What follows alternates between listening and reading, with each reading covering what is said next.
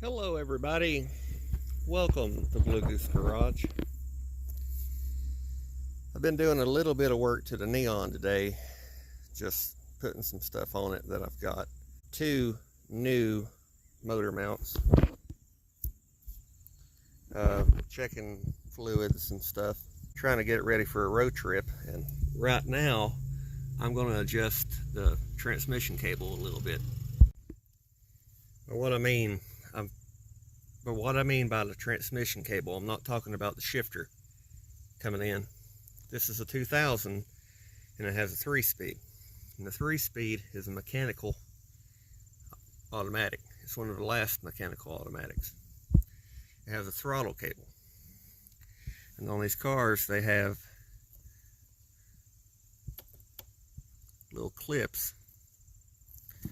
And I'm trying not to break it, but it has a little clip that you can move out and lengthen or shorten that.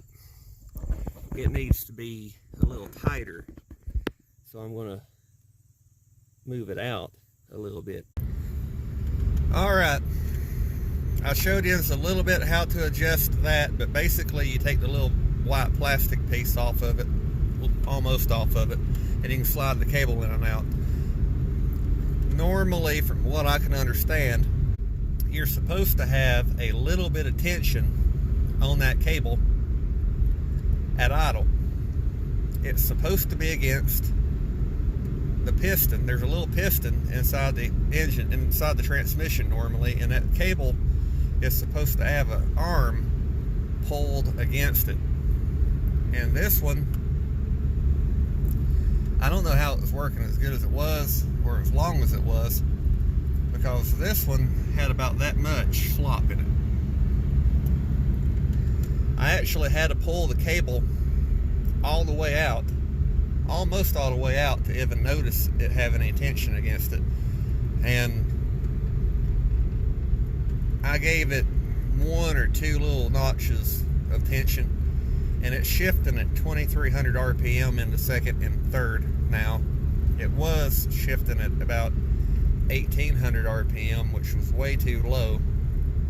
It was shifting at 10 mile an hour and 25 mile an hour, and then the lockup was 45 mile an hour.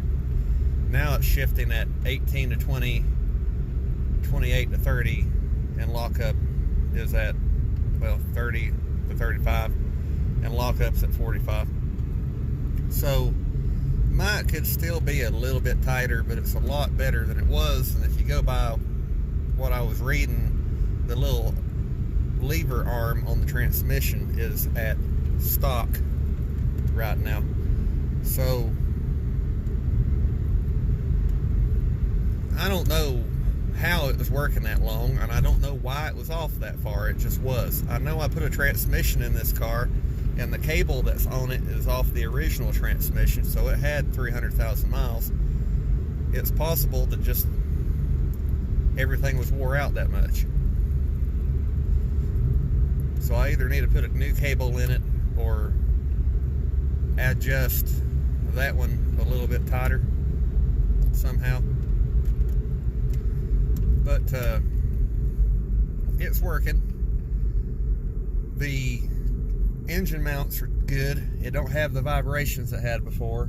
It doesn't clunk when you go reverse the drive, and it doesn't vibrate the dash the way that it was. I'm kind of considering that a win, even though it really should have been noticed a long time ago. To show you it's a little bit better, right here, if you can see the clean was where that was. So the cable is out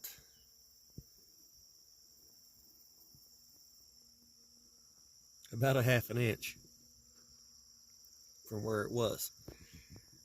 It's really hard to see it, and I don't even know if I can get it where you can see it.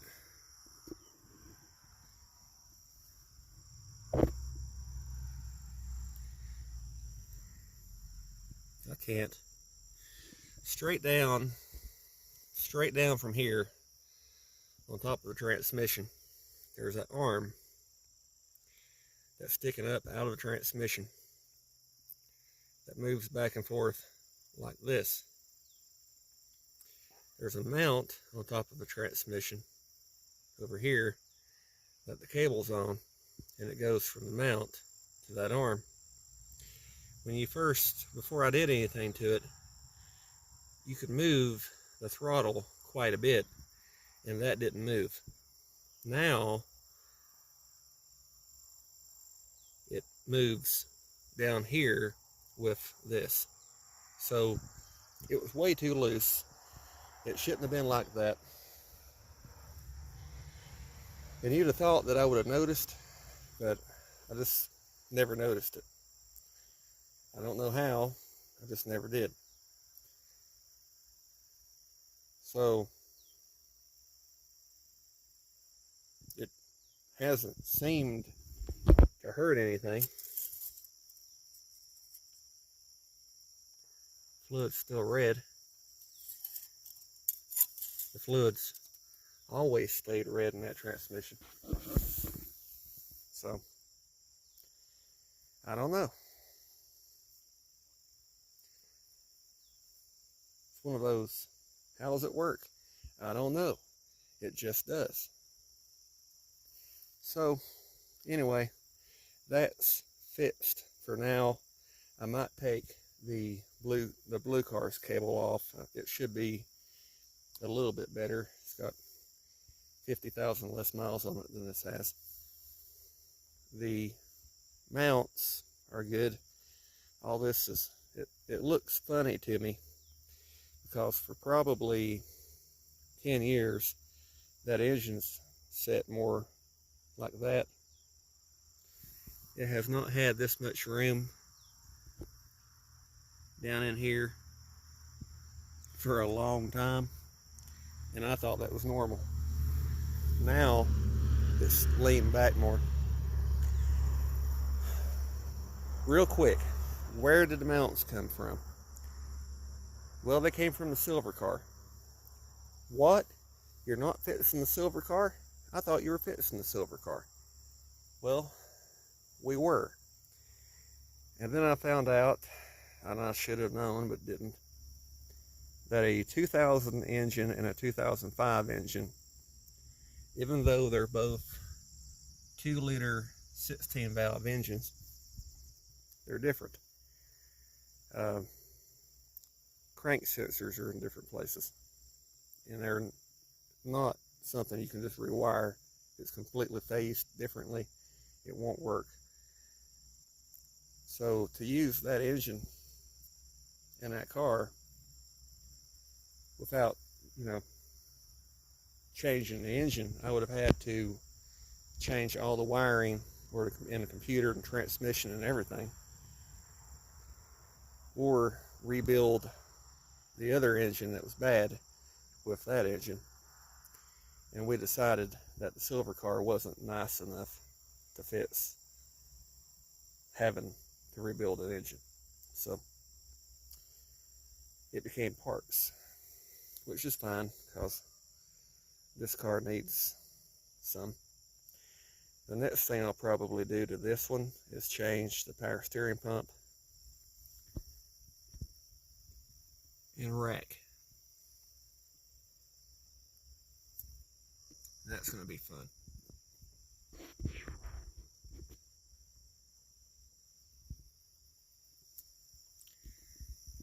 The only reason I'm changing the rack is this one's bent. Hey, if you made it to the end of the video, you get to see a big block Chevrolet in a 70. Yeah. Now it's been a while since I did any videos on this car. Reason being, we really haven't done anything to it except drive it. In the next week or so, I'm taking the intake off this engine, changing a few things, and it's going to go back together with a factory L78 intake. And either that 850 or a 3-barrel 1050 Holley. Yeah, 3-barrel. As in 3 barrels instead of 4. 3 barrel. Google it. But anyway, hope you enjoyed this. Definitely off topic from that, but people care about this more. Yeah, big block solid lifter forged piston Chevelle. Yeah. See you again next time.